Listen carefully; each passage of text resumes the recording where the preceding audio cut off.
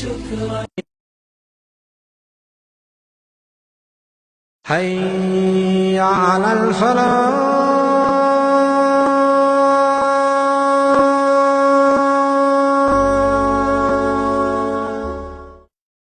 யார் ஒருவர் ஃபர்லான தொழுகைகளுக்கு முன்னால் அல்லது பின்னால் 12 ரக்காத் அல்லது 10 ரக்காத் சுன்னத் தொழுது வருகிறாரோ, அதுல லுஹருக்கு முன்னால 4 2 2 4, லுஹருக்கு பின்னால 2, அந்த 12 லிஸ்டில் உள்ளது. அதே போன்று மகரிபுக்கு பின்னால 2 8, இஷாவுக்கு பின்னால 2 10, ஃபஜ்ருக்கு முன்னால 2 12. இதிலே லுஹருக்கு முன்னால 2 தொழலாம் என்று ஹதீஸ் வருகிறது. 2 தொழுதால் 10. இந்த 10 அல்லது 12 ரக்காத்துக்களை ஒருவர் ரெகுலராக தொழுது வந்தால், பயணத்தில் இருந்தால் தொழ தேவையில்லை. பயணத்தில் இருந்தால் அவர் ஃபர்லான தொழுகைகளை மாத்திரம் தொழுதால் போதும். இந்த ரெகுலரான சுன்னத்தை தொழ வேண்டிய அவசியமில்லை. தொழுவது சுன்னத்தும் அல்ல. ஒருவர் ஊரில் இருக்கும் போது இந்த 12ஐயும் தொழுது வந்தால் அவருக்கு சுவர்க்கத்தில் ஒரு வீடு கட்டப்படும். இதை கொஞ்சம் தனிமையில் உட்கார்ந்து யோசிச்சு பாருங்க. அல்லாஹ்வுடைய தூதர் சொல்கிறார்கள், வஹீன் அடிப்படையில் சொல்கிறார்கள். இது பொய்யாக இருக்குமா? இதுல நமக்கு சந்தேகம் வர முடியுமா? நிச்சயமாக வராது. அன்புள்ள சகோதரர்கள், இன்றைக்கு பாருங்க நம்முடைய நிலைமைய. நம்ம 12 சுன்னத்தை பத்தி பேசிட்டு இருக்கிறோம். நம்ம இப்ப பேசுற டாபிக் என்னன்னு கேட்டால் 12 ரக்காத் சுன்னத். ஆனால் நம்மில் பெரும்பாலானவர்களுக்கு 5 நேர தொழுகையே இல்லை. இன்னா லில்லாஹி வ இன்னா இலைஹி ராஜிஊன். என்னதான் மனசுல நினைச்சிட்டு வாழ்ந்துட்டு இருக்கிறோமோ தெரியல.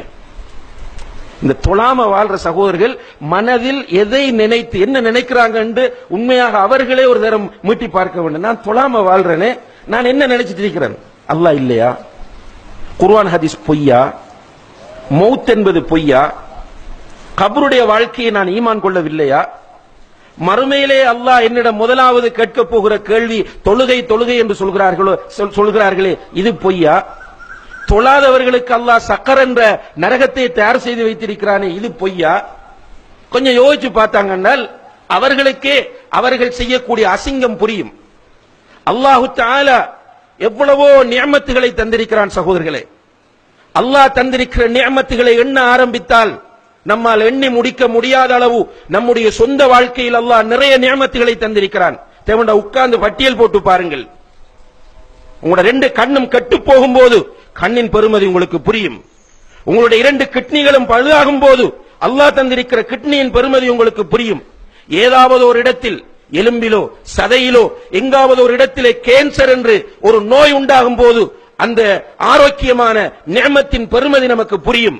அல்லாஹு தஆலா தந்திருக்கிற நிஅமத்துகளை எல்லாம் அனுபவித்துக் கொண்டு ஒரு நண்பன் உங்களிடத்தில் சில உதவிகளை வாங்குகிறான்.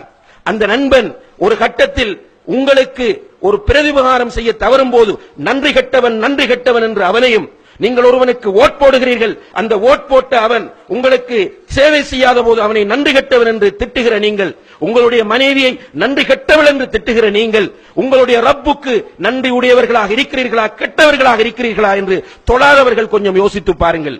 கண்ணியத்திற்குரிய சகோதரர்களே, தொழாதவர்களுடைய நிலை மறுமையிலே மிக பயங்கரமானது. தொழக்கூடியவனுக்கே அல்லாஹ் வயல் என்ற நரகம் என்று சொல்கிறான். நல்லா யோசிச்சு பாருங்க. ஃபவைலுல் லில் முஸல்லீன் அல்லதீன ஹும் அன் ஸலாத்திஹிம் சாஹூன் அல்லதீன ஹும் யுராஊன். தொழுது கொண்டு தொழுகையிலே பொடுபோக்காக இருக்கிறவர்கள், மற்றவர்களுக்கு காட்டுவர்களாக தொழுகிறவர்களுக்கு வயல் என்ற நரகம் என்றால் தொழாதவனுடைய நிலையை கொஞ்சம் யோசித்து பாருங்கள். ரசூல் ஸல்லல்லாஹு அலைஹி வஸல்லம் அவர்களுடைய காலத்தில் ஒரு கூட்டம் இருந்தார்கள், மிக டேஞ்சரான கூட்டம். ரசூல் ஸல்லல்லாஹு அலைஹி வஸல்லம் அவர்களுக்கு நிம்மதியை கெடுத்த கூட்டம். உங்களுக்கு தெரியும் அவர்கள் யார் என்று. ரசூலுல்லாஹி அலைஹி வஸல்லம் அவருடைய மனைவியின் மீது களங்கத்தை உண்டாக்கிய அந்த கூட்டம். ரசூலுல்லாஹி அலைஹி வஸல்லம் அவர்கள் வெளியூருக்கு போயிருந்த நேரத்திலே அவர்களுக்கு சதி செய்வதற்காக ஒரு பள்ளிவாசலை அமைத்த கூட்டம். யார் அவர்கள்? முனாஃபிக்குகள். இந்த முனாஃபிக்குகளை பற்றி அல்லாஹ் குர்ஆனில் சொல்லும்போது ஃபி தர்கில் அஸ்பலி மினன் நார், நரகத்தின் அடித்தட்டில் அவர்கள் இருப்பார்கள் என்று அல்லாஹ் சொல்கிறான். நரகத்தின் அடித்தட்டில், அதாவது காபிர்களை விட கேவலமானவங்க முனாஃபிக்குகள். கண்ணியத்திற்குரிய சகோதரர்களே, இந்த முனாஃபிக்குகளும் ரசூல் ஸல்லல்லாஹு அலைஹி வஸல்லம் உடைய காலத்தில் தொழுதான். கொஞ்சம் யோசிச்சு பாருங்க. தொழாதவர்கள், நீங்க அந்த முனாஃபிக்கை விட மோசமானவர்களா? முனாஃபிக்கை விட நன்றி கட்ட கேவலமான கூட்டமா? ஏன் உங்களுடைய மூளையை பயன்படுத்தாமல் இருக்கிறீர்கள்? உங்களுடைய சிந்தனையை பயன்படுத்தாமல் இருக்கிறீர்கள். நீங்க ஹுத்பா முடிந்து போகும்போது ரோட் கிராஸ் பண்ற நேரத்தில் ஒரு வாகனம் வந்து அடித்தால் ஹலாஸ், உங்களுடைய வாழ்க்கை முடிந்து விடுகிறது. அன்புள்ள சகோதரர்களே, உங்களோட கோபத்தில் பேசவில்லை. இந்த ஹுத்பாவின் பெருமதியை நீங்கள் மௌத்தாகும் போது உணர்வீர்கள், நீங்கள் கபரில் வைத்து உணர்வீர்கள். மஹ்ஷரிலே உங்களுக்கு முன்னால் அல்லாஹ் வந்து உங்களோடு நேரடியாக பேசும்போது இந்த ஹுத்பாவின் பெருமதியை உணர்வீர்கள். இன்று முடிவெடுங்கள், இந்த பள்ளியில் வைத்து முடிவெடுங்கள், அல்லாஹ்வின் மீது சத்தியம் செய்து முடிவெடுங்கள். இதற்கு பிறகு என்னுடைய வாழ்க்கையில் ஒரு வக்து தொழுகையும் நான் விடமாட்டேன் என்ற முடிவை எடுங்கள். ஒரு மனிதனை ரசூலுல்லாஹி அலைஹி வஸல்லம் அவர்கள் எப்படி தொழுகைக்கு வழிகாட்டுகிறார்கள் என்றால், நின்று கொண்டு தொழு, அதற்கு முடியாவிட்டால் இருந்து கொண்டு தொழு. அந்த அளவுக்கும் உன்னுடைய உடலில் ஆரோக்கியம் இல்லையா, படுத்துக் கொண்டு தொழு. அதற்கு முன்னால் முடியாவிட்டால் கண்களால் சைக்கிளை செய்தாவது தொழு. தொழுகை விட முடியாது சகோதரர்களே. ஊரில் இருந்தாலும் தொழ வேண்டும், பயணத்தில் இருந்தாலும் தொழ வேண்டும். நீங்கள் வாகனத்தில் போனாலும் தொழ வேண்டும், விமானத்தில் போனாலும் தொழ வேண்டும். நீங்கள் சமாதான சூழ்நிலையில் இருந்தாலும் தொழ வேண்டும். யுத்த களத்தில் ஆயுதம் ஏந்தி போராடுகிற போராளிகளாக ஃபயரிங் நடந்து கொண்டிருக்கிற சூழ்நிலையாக இருந்தாலும் நீங்கள் தொழ வேண்டும் என்கிற அளவுக்கு இஸ்லாம் தொழுகையினுடைய முக்கியத்துவத்தை நமக்கு சொல்லி இருக்கிறது என்றால் ஏன் நமக்கு புரியவில்லை? இந்த சகோதரர்கள் ஒன்றை புரிந்து கொள்ளுங்கள், தொழாதவனுக்கு இஸ்லாத்தில் எந்த பங்கும் கிடையாது. நீ இஸ்லாம் பேசுறதுக்கு உனக்கு எந்த ரைட்டும் கிடையாது, பேசாதே, நீ நரகவாதி.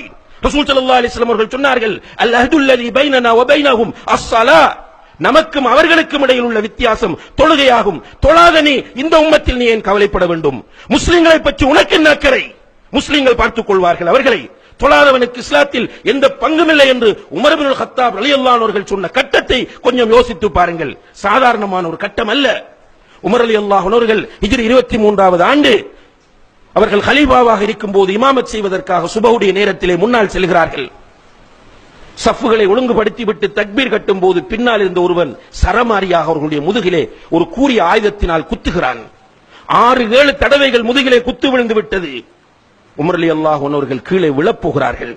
இமாம் தக்பீர் கட்டி நின்ற இமாம் கீழே விழப்போகிறார்கள். பின்னால் இருந்த அப்துர் ரஹ்மான் இப்னு அவுஃப் ரலியல்லாஹு அன்ஹு கையை பிடித்து முன்னால் இழுத்து விட்டார்கள் இமாமத் செய்யுமாறு. மக்கள் அவர்களை தூக்கிக் கொண்டு செல்கிறார்கள். வீட்டில் வைத்து அவசர சிகிச்சை நடக்கிறது. அவசர சிகிச்சை நடந்து கொண்டிருக்கும் போது மயக்கம், அவங்க யாதில்லை. உமர் ரலியல்லாஹு அன்ஹு அவர்கள் கண் விழித்து பார்க்கிறார்கள். நிறைய சஹாபாக்கள் சூழ்ந்து கொண்டிருக்கிறார்கள். அந்த நேரத்திலே முதலாவது கண்ணை திறந்த உடனே அமீருல் முஃமினீன், ஹலீஃபா, ஜனாதிபதி ஃபர்ஸ்டா கண்ணை திறக்கிறார் மயக்கத்திலிருந்து. என்ன பேசணும், அவருக்கு என்ன சொல்லணும்? இப்னு அப்பாஸ் ரலியல்லாஹு அன்ஹுமா பக்கத்தில் இருந்து அவரை பார்த்து சொன்னார்கள், அமீருல் முஃமினீனே, நீங்கள் இன்னும் சுபஹு தொழவில்லை என்றார். அல்லாஹ் அக்பர். உமர் ரலியல்லாஹு அன்ஹு அவர்கள் நான் இருக்கிற நிலை என்ன என்று டென்ஷன் ஆகல. அவங்க கேட்டாங்க, மக்கள் தொழுதுட்டாங்களான்னு கேட்டாங்க. கேட்டுட்டு தயமும் செய்து உடம்பிலிருந்து இரத்தம் ஓடக்கூடிய நிலையில் சுபஹு தொழுகையை நிறைவேற்றி விட்டு சொன்னார்கள், லா ஹவ்வ ஃபில் இஸ்லாமி லிமன் தரக்க ஸலா, தொழுகையை விட்டவனுக்கு இஸ்லாத்தில் எந்த பங்கும் கிடையாது என்றார். எனவே கண்ணியத்திற்குரிய சகோதரர்களே, உங்களை அல்லாஹ்வுக்காக நேசிக்கிறோம். நீங்கள் யார் என்று நமக்கு தெரியாது. மூமின்கள் என்கிற வகையில் ஜும்மா தொழ வந்திருக்கிறீர்கள். உங்களில் பெரும்பாலானவர்களுக்கும் நம்மை தெரியாது. நாம் கலிமாவின் அடிப்படையில் ஒன்றுபட்டவர்கள். உங்களை அல்லாஹ்வுக்காக நேசிக்கிறோம். அந்த நேசத்தின் வெளிப்பாட்டால் சொல்லுகிறோம், இன்றிலிருந்து நீங்கள் தொழுங்கள். ஒரு கஷ்டமான விஷயம் அல்ல, ஒரு சவாலாக எடுங்கள். நீங்கள் அல்லாஹ்வின் மீது தவக்குல் வைத்து அல்லாஹ்வை பயந்து அவனை நேசித்து நீங்கள் இந்த தொழுகையை தொழ வேண்டும் என்ற உறுதியான முடிவு எடுப்பீர்களாக இருந்தால் அல்லாஹ் உங்களுக்கு அதை இலகுபடுத்துவான் இன்ஷா அல்லாஹ். அதுக்கு பிறகு உங்களுடைய வாழ்க்கையில் ஏற்படக்கூடிய மாற்றங்களை நீங்கள் உணர்வீர்கள். எல்லாம் வல்ல அல்லாஹு தஆலா தொழுகையை நிலைநாட்டி ருக்கு செய்யக்கூடியவர்களோடு ருக்கு செய்து மறுமையிலே அல்லாஹுக்கு சுஜூத் செய்யக்கூடிய பாக்கியத்தை நாம் எல்லோரும் பெறுவதற்கு அவன் தௌஃபீக் செய்வானாக.